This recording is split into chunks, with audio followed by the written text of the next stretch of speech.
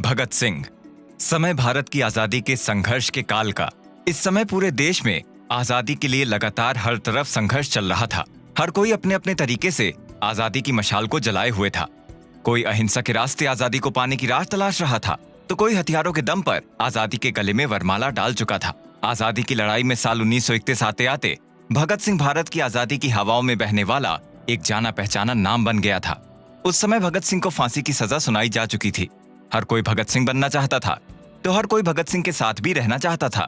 1931 में लाहौर की जेल में बाबा रणधीर नाम के एक स्वतंत्रता सेनानी बंद थे। उसी समय लाहौर की जेल में भगत सिंह भी बंद थे।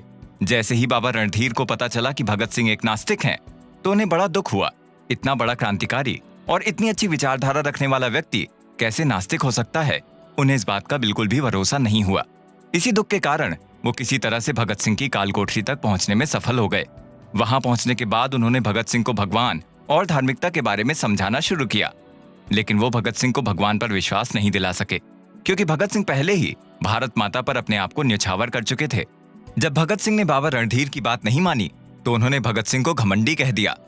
उन्होंने भगत सिंह को कहा कि तुम आज भारत के सबसे बड़े क्रांतिकारी बन गए हो और इस कारण से मिली प्रसिद्धि तुम्हारे सिर पर चढ़ गई है, जिससे तुम घमंडी बन बैठे हो। जब भगत सिंह ने बाबा रणधीर की ये बात सुनी, तो उन्होंने इसके जवाब में एक पत्र लिखा। इस पत्र में भगत सिंह ने हर उस पहलू पर प्रकाश डाला है जिससे ये सिद्ध होता है कि वो ईश्वर पर विश्वास क्यों नहीं करते हैं। जब तक आप भगत सिंह के इस पत्र के अंत तक पहुंचेंगे, तो इतना मेरा विश्वास है कि आप इस बात को जरूर मानेंगे कि भगत सिंह नास्तिक नहीं थे, बल्कि समय, देश और उस समय की सिचुएशन के कारण वो भारत माता और आजादी के अलावा किसी भी देवी या देवता पर विश्वास नहीं करना चाहते थे। भगत सिंह ने जब सुना कि वो घमंडी हो गए हैं, तो उन्होंने कहा कि वो पूरी तरह से परफेक्ट मनुष्य नहीं है, जिसमें किसी तरह की कोई कमी नहीं हो सकता है कि मेरे अंदर घमंड आ गया हो। ये तो ह्यूमन नेचर है और ऐसा होना स्वाभाविक भी है। मैं अपने क्रांतिकारी दल के बीच जिद्दी व्यक्ति माना जाता हूँ। इस कारण से हो सकता है कि आप मुझे घमंडी कह रहे हो। मैं अपनी बातें मनवा लेता हूँ और ऐसा मेरे कई दोस्त कहते हैं, तो इस बात के कारण भी आप मुझे घमंडी कह सकते हैं। यदि इन्हीं सभी फैक्टर्स पर बात की जाए, तो लगता है कि मैं घमंडी हूँ। लेकिन किसी पूजा पद्धति में विश्वास नहीं करने और किसी ईश्वर को नहीं मानने जैसे कारणों की वजह से व्यक्ति कैसे घमंडी हो सकता है? मुझे ये बात समझ नहीं आती कि किसी व्यक्ति को होने वाला गर्व किस तरह से भगवान को मानने के रास्ते में रुकावट बन सकता है। यदि भगवान सच में है, तो मेरे पास ऐसा कोई कारण मौजूद नहीं है जिसके कारण मैं उस परम शक्ति परमात्मा को नहीं मानूं। लेकिन हो सकता है कि व्यक्ति अपनी पॉपुलैरिटी के कारण भगवान पर विश्वास करना बंद कर दे। लेकिन ये कैसे हो सकता है कि जो व्यक्ति भगवान को बहुत ज्यादा मानता था और अचानक से उसने भगवान को मानना बंद कर दिया? इसके दो ही कारण हो सकते हैं कि एक तो ये कि व्यक्ति खुद को ही भगवान मान बैठे, तो वहीं दूसरा कारण ये हो सकता है कि वो भगवान को अपना कंपटीटर मानने लगा हो। लेकिन दोनों ही कारणों में वो व्यक्ति पूरी तरह से नास्तिक नहीं है, क्योंकि पहले कारण में वो भगवान के अस्तित्व को मानता तो है ही, क्योंकि यदि वो भगवान के अस्तित्व को स्वीकार नहीं करता, तो वो भगवान को अपना कॉम्पिटिटर मानता ही नहीं। वहीं दूसरी पोजीशन में खुद को सत्ता का ही एक पार्ट या उसकी शक्ति का उपयोग करने वाला ही मानने लगता है। इस स्थिति में भी वो कहीं ना कहीं भगवान के एग्जिस्टेंस को स्वीकार जरूर करता है। इस तरह से इन दोनों स्थितियों में भी वो भगवान पर विश्वास करना नहीं छोड़ता है। इसलिए दोनों स्थितियों को मानने वाला नास्तिक हो ही नहीं सकता। लेकिन मैं ईश्वर को मानता ही नहीं हूँ। मैं ना तो ईश्वर को अपना कॉम्पिटिटर मानता हूँ और ना ही खुद को ईश्वर मानता हूँ। ऐसा नहीं है कि मैं ईश्वर को अभी से नहीं मानता हूँ, बल्कि ईश्वर को तो मैं काफी पहले से नहीं मानता हूँ। ऐसा भी नहीं है कि दिल्ली और लाहौर बमकांड के बाद मिली प्रसिद्धि के कारण मुझे घमंड हो गया है और इस कारण से मैंने ईश्वर को मानना बंद कर दिया है, बल्कि मैं तो ईश्वर को तब से नहीं मानता जब मुझे कोई नहीं जानता था। मेरे जीवन में ऐसा कुछ भी नहीं है कि जिससे मैं अपने आप पर गर्व कर सकूं। मैं कॉलेज का एक ऐसा स्टूडेंट रहा हूं जिसे कुछ टीचर पसंद करते थे, तो वहीं कुछ टीचर पसंद नहीं करते थे। मैं कोई इंटेलिजेंट स्टूडेंट भी नहीं रहा हूं जिसके कारण मेरे अंदर घमंड आ जाए। मेरे बाबा, जिनका मेरे जीवन पर बड़ा गहरा प्रभाव पड़ा है और जिनके रास्ते पर चलकर ही मैंने आजादी के आंदोलन में भाग लिया था, वो एक पक्के आर्य समाज थे, लेकिन वो भी नास्तिक थे। बुरी होने के मैंने DAV स्कूल में एडमिशन लिया, जो एक सामाजिक स्कूल था, जहां पर मैं पूरे 1 साल हॉस्टल में रहा। उसके नियमों के अनुसार मैं सुबह और शाम प्रार्थना करता था, तो वहीं के अलावा पूरे दिन में कई घंटों गायत्री मंत्र का जाप भी करता था। उस समय यदि कोई मुझे देखता तो कहता कि मैं भगवान का बड़ा भक्त हूँ। DAV स्कूल से एजुकेशन को पूरा करने के बाद मैं अपने पिता के साथ रहने लगा था, तो वो भी मुझे प्रार्थना करने के लिए कहते थे। इस तरह से मेरे बचपन का पालन पोषण हुआ। जहां मुझे ईश्वर पर विश्वास करना सिखाया गया। कॉलेज की शिक्षा प्राप्त करने के लिए मैंने राष्ट्रीय कॉलेज में एडमिशन ले लिया और ये वो समय था जब पूरे देश में महात्मा गांधी द्वारा चलाया गया असहयोग आंदोलन अपने चरम पर था। यहाँ आकर ही मैंने ईश्वर के एग्जिस्टेंस पर प्रश्न खड़े करने शुरू किए, उसे समझना शुरू किया और उसे पढ़ना भी शुरू किया। लेकिन इसका मतलब ये नहीं था कि मैं पूरी तरीके से नास्तिक बन गया था, बल्कि अभी भी मैं एक ऐसा इंसान था जो धार्मिक परंपराओं में विश्वास करता था। इस समय भी मैं अपने लंबे बाल रखता था तो अपनी दाढ़ी भी रखता था। भले ही मुझे सिख धर्म की पौराणिक कहानियों पर कभी विश्वास नहीं हुआ हो, लेकिन भगवान पर अभी भी मेरी पूरी आस्था थी। इसके बाद मैं एक क्रांतिकारी पार्टी से जुड़ गया, तो वहाँ पहली बार जिस व्यक्ति से मेरा इंट्रोडक्शन हुआ था, वो व्यक्ति कभी भी ईश्वर को मानने से इनकार नहीं कर सकता था। कह सकते हैं कि वो पूरा एक भक्त था। जब मैं उनसे ईश्वर के अस्तित्व पर कोई सवाल पूछता था तो वो कहते थे कि जब तुम्हारी इच्छा हो पूजा करो और जब तुम्हारी इच्छा नहीं हो तो पूजा मत करो। इसके बाद मैं एक कॉमरेड शचीन्द्र नाथ सान्याल के संपर्क में आया, जिन्होंने बंदी जीवन नाम से एक पुस्तक लिखी है। आप सुन रहे हैं कुकू एफएम, भगत सिंह का लिखा पत्र मैं नास्तिक क्यों बना, और मैं हूं आरजे अभिनीत। कुकू एफएम, सुने जो मन चाहे।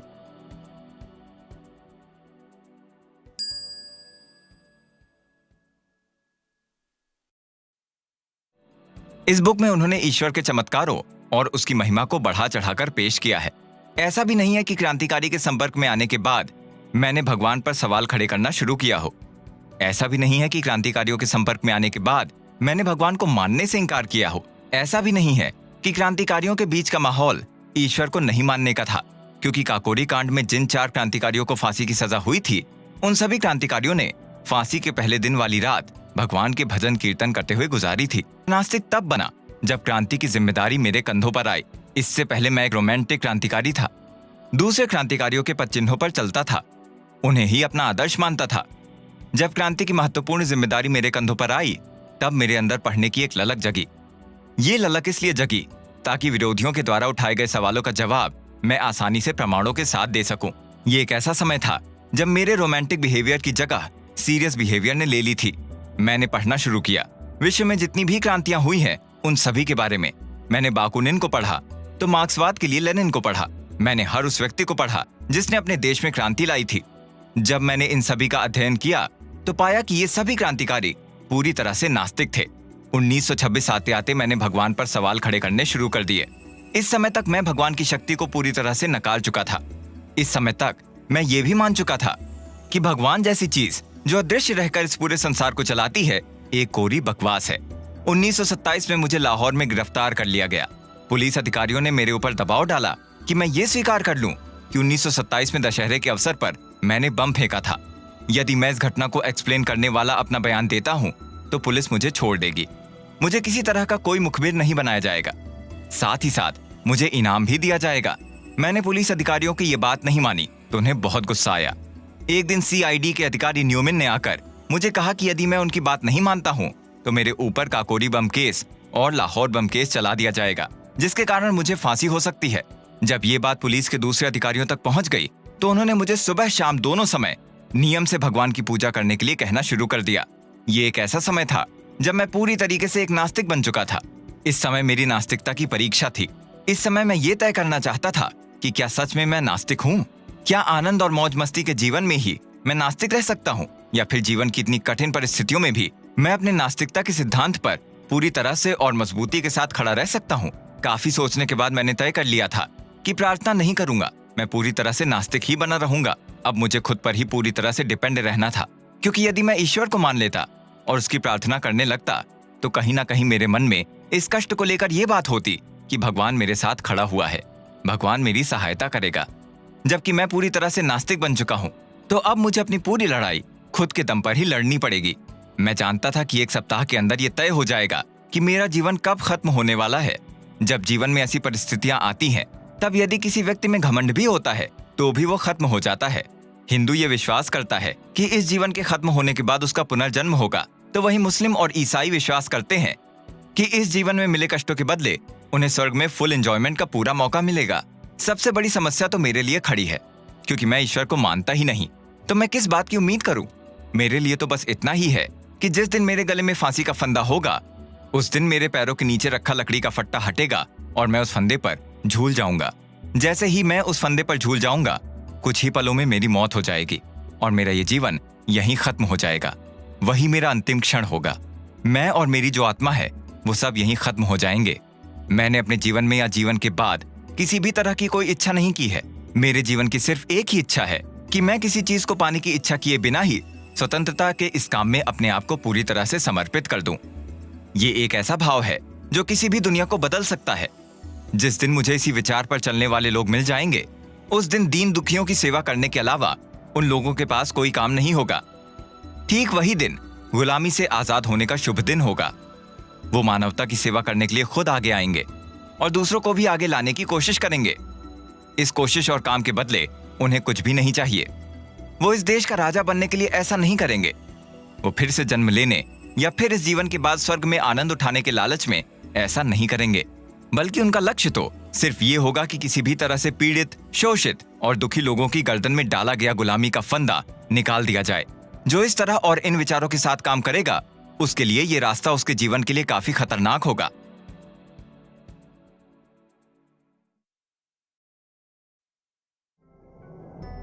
उसके इन प्रयासों को क्या कोई व्यक्ति उसका अहंकार बताएगा? यदि कोई उनके इस गर्व करने वाली बात को उसका अहंकार कहता है, तो इसका सीधा सा अर्थ है कि या तो वो व्यक्ति मूर्ख है या फिर चालाक। ऐसे व्यक्ति को हमें माफ कर देना चाहिए, क्योंकि वो व्यक्ति इस गौरवशाली रास्ते पर चलने वाले व्यक्ति के दिल में आने वाले विचारों को नहीं जानता। वो नहीं जानता कि इस रास्ते पर चलकर उस व्यक्ति को कितनी खुशी मिल रही है। उसे इसलिए माफ कर देना चाहिए क्योंकि उसके सीने में एक ऐसा दिल है जो मांस का बना हुआ है और उसमें किसी तरह का कोई भाव नहीं है। उसकी आंखों पर उसके स्वार्थ का पर्दा गिरा हुआ है, जिसके कारण वो इस रास्ते पर चलने वाले व्यक्ति के बारे में सही बात को नहीं देख पा रहा है। यदि कोई व्यक्ति अपने ऊपर विश्वास करके आगे बढ़ता है, तो उसे उस व्यक्ति का अहंकार कहना गलत बात है। इस दुनिया में बहुत ही कम लोग ऐसे होते हैं जो इस तरह से अपने आप पर विश्वास करके आगे बढ़ने की हिम्मत दिखा पाते हैं। किसी की आलोचना करना और किसी भी बात के लिए अपने विचार पूरी तरह से स्वतंत्र रखना, ये एक क्रांतिकारी के सबसे बड़े गुण हैं। जो व्यक्ति हजारों साल पहले से चली आ रही ईश्वर पर विश्वास की परंपरा को तोड़ता है, यदि वो ईश्वर के ऊपर अपने तर्कों से सवाल खड़ा करता है, तो क्या उस व्यक्ति को सिर्फ इसलिए घमंडी कहा जाएगा? यदि ईश्वर पर सवाल खड़े करने वाले व्यक्ति के सवाल इतने मजबूत हैं कि उनका जवाब गंदी भाषा के बिना नहीं दिया जा सकता, तो क्या उस व्यक्ति को ईश्वर पर विश्वास नहीं करने के कारण ही घमंडी कह दिया जाएगा? ईश्वर पर लगातार सवाल खड़ा करने वाला व्यक्ति जब ईश्वर के द्वारा दी जाने वाली सजा को सुनकर भी अपने सवालों से पीछे नहीं हटता है, तो क्या सिर्फ इसीलिए उस व्यक्ति को घमंडी कह दिया जाएगा? मैं हमेशा तर्क करने वाला व्यक्ति हूँ, लेकिन मेरे द्वारा उठाए गए सवालों के जवाब ठीक तरीके से मुझे नहीं मिले, इसलिए मैं ईश्वर को नहीं मानता। हर कोई व्यक्ति सफलता के लिए कठिन मेहनत करता है और काफी प्रयास भी करता है, लेकिन जरूरी नहीं है कि सफलता हर किसी को आसानी से मिल जाए, क्योंकि सफलता तो संयोग और वातावरण पर निर्भर करती है। हर वो व्यक्ति जिसमें थोड़ा सा भी विवेक बचा हुआ है, वो व्यक्ति अपने सवालों के जवाब तर्क के आधार पर पाने की कोशिश करेगा। जब उसके सवालों के जवाब उसके तर्कों से उसे नहीं मिलेंगे, तो वो व्यक्ति फिलॉसफी के साथ अपने सवालों के जवाब पाने की कोशिश करेगा। ठीक ऐसा ही हमारे पूर्वजों ने भी किया था। जब कभी वो फुर्सत में रहे होंगे, तब उन्होंने इस संसार को समझने का प्रयास किया होगा। उस समय उन्होंने अपने तर्कों के आधार पर अपने सवालों के जवाब पाने की कोशिश की होगी, और जब उन्हें उनके सवालों का जवाब नहीं मिला, तो उन्होंने जिस वातावरण में वो रह रहे थे, उस वातावरण और अपने मन की स्थिति के हिसाब से उन सवालों के जवाब देने की कोशिश की होगी। इसी कारण हमें आज इस दुनिया में चलने वाले धार्मिक मतों में इतना अंतर देखने को मिलता है। यही कारण है कि इसी अंतर से अलग अलग धर्म के लोगों के बीच लगातार टकराव की स्थिति बनी रहती है। ऐसा नहीं है कि सिर्फ भारत में ही धर्म के आधार पर इस तरह की विषमता मिलती है, बल्कि यदि आप पूर्व से पश्चिम और पश्चिम से पूर्व की ओर जाएंगे, तो भी आपको हर धर्म में अनेक प्रकार की विषमताएं आसानी से मिल जाएंगी। इस दुनिया के हर एक हिस्से में एक अलग ही धर्म चलता है। वो धर्म हर दूसरे धर्म से पूरी तरह से अलग होता है। भारत में ही देख लीजिए, हिंदू और मुस्लिम धर्म में बिल्कुल भी समानता नहीं है। जैन और बौद्ध जैसे धर्मों का जन्म तो इसी भारत भूमि पर हुआ है, फिर भी दोनों में काफी असमानता है। आर्य समाज तो सिर्फ एक ही ईश्वर पर विश्वास करता है, वो किसी तरह के पाखंड को मानता भी नहीं है। फिर भी ये जैन और बौद्ध धर्म से पूरी तरह अलग है। इन सभी विचारों पर सवाल आज ही उठाए जा रहे हैं, ऐसा नहीं है, बल्कि ये सवाल तो पुराने समय में भी उठाए गए थे, लेकिन उसे मान्यता नहीं दी गई। ऐसे सवाल खड़े करने का काम प्राचीन समय में चारवाक मत के द्वारा किया गया था, जिसमें ईश्वर की सत्ता को पूरी तरह से नकार दिया गया था। ये हमारा दुर्भाग्य है कि हमने इतने सालों से लगातार चल रही धर्म की इन विषमताओं से कोई सीख नहीं ली। ये हमारा आलसीपन है कि हमने इन धर्मों के कारण हुई अनेक गलतियों और उनके रिजल्ट के आधार पर कभी भी सुधार की कोशिश नहीं की और इसे ही अपना भाग्य समझकर बैठ गए। यही हमारे जीवन की सबसे बड़ी गलती है। इसी कारण से हमने ईश्वर पर विश्वास करना शुरू कर दिया, तो इससे अंधविश्वास भी जन्म लेने लगा। विश्वास और अंधविश्वास दोनों ही मनुष्य के जीवन के लिए खतरनाक है, क्योंकि दोनों ही चीजें एक्शन के रिएक्शन की तरह हैं। इस दुनिया में जो भी व्यक्ति अपने आप को रियलिस्टिक मानता है, उसे पहले से चली आ रही हर परंपरा के खिलाफ सवाल खड़े करने होंगे। हर धर्म और उसके सिद्धांतों पर तर्क करते हुए सवाल खड़े करने होंगे। यदि वो सिद्धांत तुम्हारे सवालों के जवाब नहीं दे पाते हैं, तो वो पूरी तरह से बिखर जाएंगे और उस बिखरी हुई जगह को साफ करके तुम्हें उस जगह पर नया सिद्धांत और नया मत खड़ा करना चाहिए। मैं हजारों साल पुरानी सभ्यताओं और बिलीव्स पर सवाल खड़ा कर सकता हूँ और कह सकता हूँ कि भगवान जैसी कोई चीज इस दुनिया में नहीं है। मैं ऐसी किसी सुप्रीम पावर पर विश्वास नहीं करता जो दिखाई नहीं देती है और पर्दे के पीछे रहकर इस प्रकृति का संचालन करती है।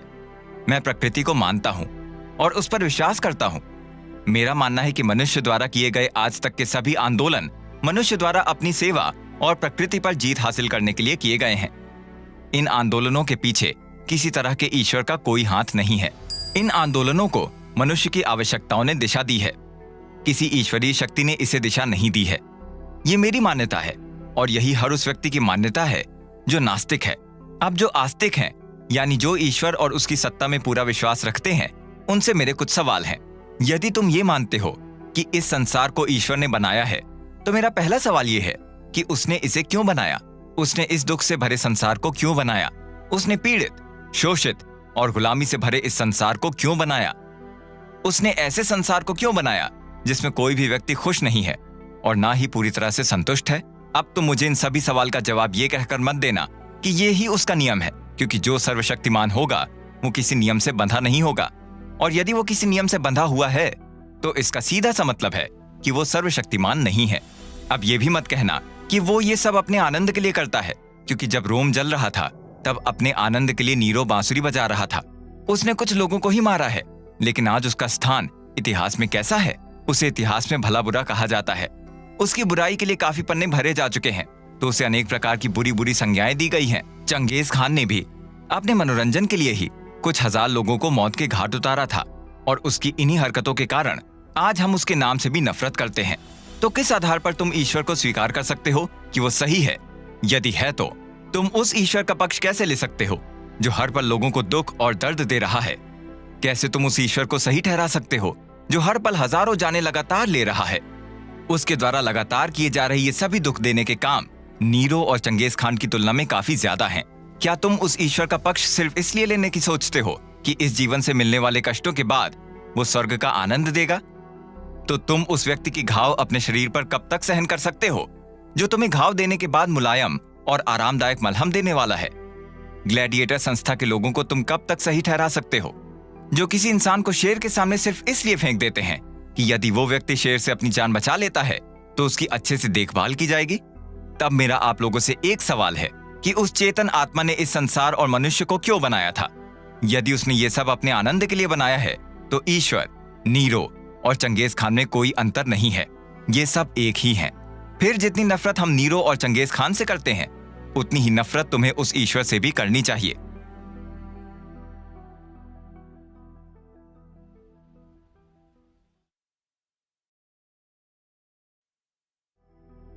अब मेरे सवाल मुसलमान और ईसाइयों से हैं। मुसलमान और ईसाई पुनर्जन्म के सिद्धांत में विश्वास नहीं करते हैं, तो तुम हिंदुओं की तरह ये नहीं कह सकते हो कि इस जन्म में मनुष्य को मिलने वाले कष्ट और पीड़ाएं उसके पिछले जन्मों के कर्मों का फल हैं। तो फिर इस जन्म में तुम्हें क्यों इतनी तकलीफ और दुख सहने पड़ते हैं? मेरा अगला सवाल तुम दोनों से ही है कि यदि वो ईश्वर सर्वशक्तिमान है तो उसने शब्द से इस संसार को बनाने के लिए 6 दिन का टाइम क्यों लगाया? हर दिन वो ये क्यों कहता रहा कि सब ठीक है? बुलाओ आज तुम्हारे उस ईश्वर को और दिखाओ आज उसे इस संसार के दुखों को, पीड़ा में दुख से पागल हो रहे मनुष्यों को। दिखाओ उस ईश्वर को उन लोगों को जो गरीब शोषित जनता का राक्षसों की तरह खून चूस रहे हैं। बुलाओ उस ईश्वर को आज और दिखाओ उसे तेरे द्वारा बनाए गए इस संसार में भूख से बिलखते और तड़पते इंसानों को। क्या वो ये सब देखकर फिर से कह सकता है कि सब ठीक है? दिखाओ अपने उस ईश्वर को उन लोगों को जो खाने की चीजों को भूखे लोगों को देने की बजाय उसे समुद्र में फेंक देते हैं। दिखाओ उसे उन महलों को जो लोगों की लाशों और हड्डियों पर खड़े हैं। क्या ये सब देखकर भी वो ये कहने की हिम्मत कर सकता है कि सब ठीक है? यदि वो कहता है कि सब ठीक है, तो कैसे सब ठीक है और कहां से उसे सब ठीक नजर आता है? अब मेरा उन हिंदुओं से सवाल है जो ये कहते हैं कि पिछले जन्म में जिन्होंने अच्छे कर्म किए थे वो आज सत्ता का आनंद उठा रहे हैं, वो ही आज राज कर रहे हैं। तुम कहते हो ना कि बुरे कर्मों की सजा ईश्वर उसे अगले जन्म में गाय, गधा जैसी 84 लाख योनियों में जन्म देकर देता है। तो मेरा मानना है कि किसी भी व्यक्ति को सजा सिर्फ इसलिए दी जाती है ताकि उसमें सुधार हो जाए। अब मेरा तुमसे सवाल ये है कि तुम आज तक ऐसे कितने लोगों से मिले हो जो पिछले जन्म में गधे थे, लेकिन उस जन्म से सीख लेकर वो इस जन्म में अच्छे काम कर रहे हैं? शायद तुम ऐसे किसी भी व्यक्ति से नहीं मिले।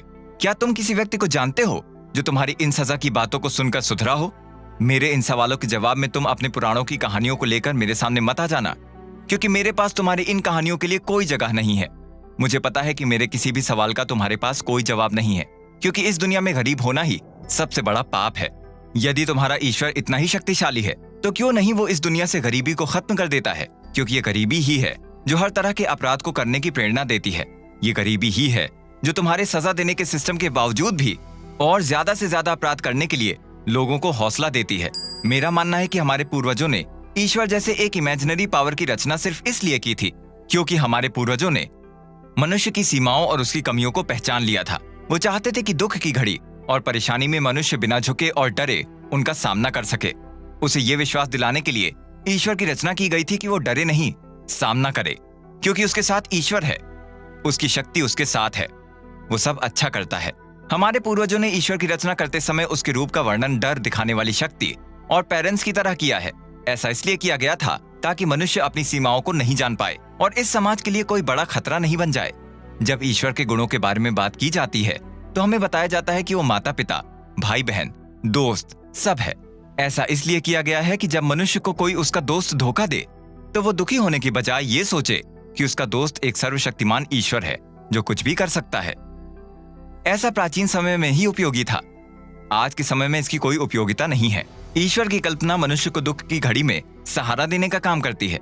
आज समाज को इस विश्वास के खिलाफ लड़ना होगा, उसे रियलिस्टिक बनना होगा, उसे हर उस परिस्थिति का सामना करना होगा जिसमें परिस्थितियां उसे पटक सकती हैं। यही मेरी आज की स्थिति है और यही मेरे नास्तिक होने का कारण भी है। ये मेरा अहंकार नहीं है दोस्तों, ये मेरी सोच है और यही सोच मनुष्य को मनुष्य बना सकती है, गुलामी को आजादी में बदल सकती है। मेरा मानना है कि रोज रोज ईश्वर की प्रार्थना करना मनुष्य को स्वार्थी और गिरा हुआ बनाता है, क्योंकि तब वो अपनी सीमाओं से बाहर नहीं जाना चाहता है और वो चाहता है कि उसका हर काम ईश्वर कर देगा। मैंने अपने जीवन में उन सभी नास्तिकों के बारे में पढ़ा है जो अपने अंत समय तक आने वाली कठिनाइयों का बहादुरी के साथ सामना करते रहे थे, और मैं भी फांसी के फंदे तक इसी तरह से अपना सिर ऊंचा करके खड़ा रहना चाहता हूँ। मैं इसे अपने अंतिम समय तक निभाना चाहता हूँ। मेरे एक दोस्त ने मुझे कहा कि मुझे प्रार्थना करनी चाहिए। मेरे दोस्त, मैं ऐसा नहीं करूंगा, क्योंकि मौत को सामने खड़ा देखकर यदि मैं प्रार्थना करने लगा तो मैं स्वार्थी कहलाऊंगा और मैं ऐसा नहीं चाहता। अपने स्वार्थ को पूरा करने के लिए मैं अपने अंतिम समय में प्रार्थना नहीं करूंगा। भगत सिंह का ये पत्र आज भी इस देश को दिशा देने का काम कर सकता है। भगत सिंह का ये पत्र नौजवानों को अपनी सीमा समझकर खराब परिस्थितियों से घबराने की बजाय बहादुरी से उनका सामना करने का हौसला देता है। आज भले ही सबको लगता हो कि भगत सिंह नास्तिक थे और उन्होंने ईश्वर को नहीं माना, तो उनका ये पत्र उन लोगों के गाल पर एक करारा तमाचा है।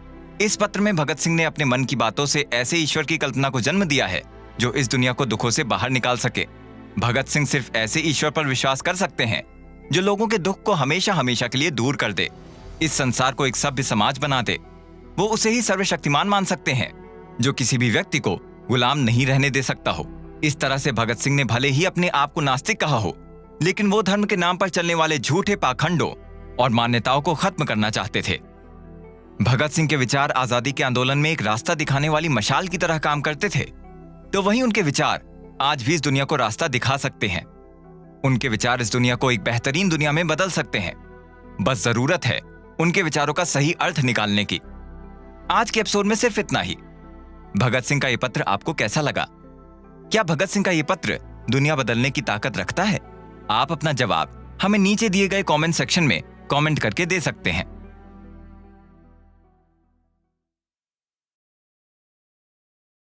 नमस्कार, आप सुन रहे हैं ऑथर एरिक आर्थर ब्लेयर, जिन्हें उनके पेन नेम जॉर्ज ऑरवेल के नाम से जाना जाता था। उनकी लिखी किताब फासिज्म एंड डेमोक्रेसी दोस्तों, फासिज्म एंड डेमोक्रेसी में 5 ब्रिलियंट चैप्टर्स हैं जो वर्ल्ड वॉर II के डार्केस्ट डेज के बारे में बताते हैं। फासिज्म एक ऐसा पॉलिटिकल सिस्टम है जहां एक डिक्टेटर ऐसी गवर्नमेंट बनाता है जो बिजनेस और लेबर दोनों को ही कंट्रोल करती है।